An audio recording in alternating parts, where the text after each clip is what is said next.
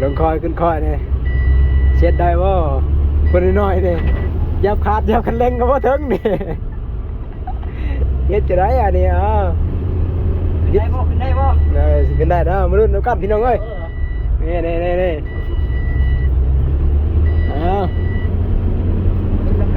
มาลุ้นกัน ได้เอา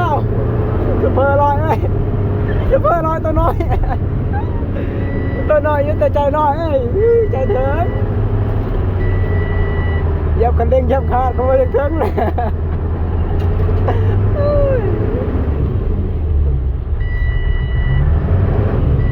นี่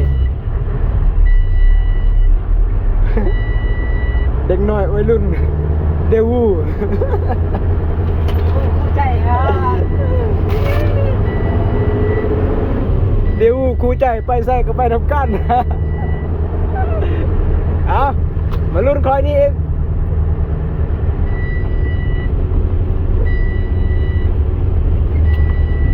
เอ้ยบรรยากาศยามแรกบ้านเฮา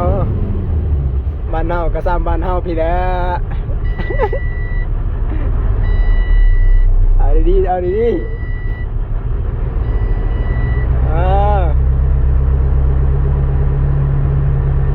ว้าเลยนี่ก็ขึ้นนี่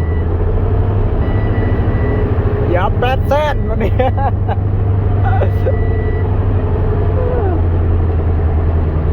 ท่านผู้ชม คนสิไล่ล่างเลยทางเราดีแล้วทางเพื่อน เอายับมันปู้ยับยั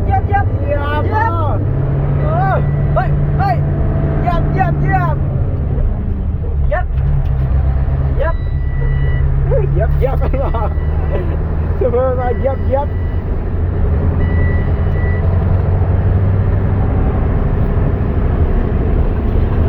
ามแรงขำลงไปลักเป็ด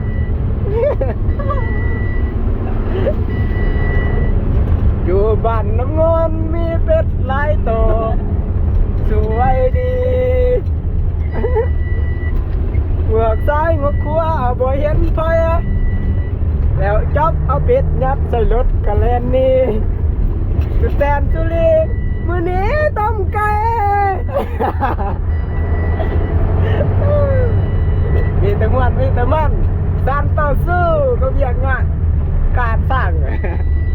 เอาโค้ง โอ้ยเอาซื้อเลย ใครจะฮอตจุดมาปลายทางแล้ว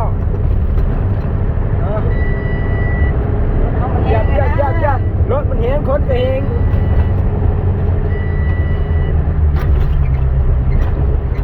มันประโยชน์อีกมันไปเยื่อมึงเล่น ปู้แว่น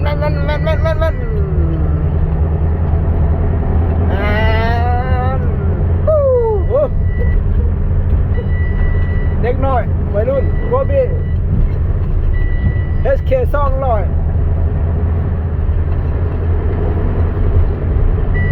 รถเกียร์รถโลโวโน่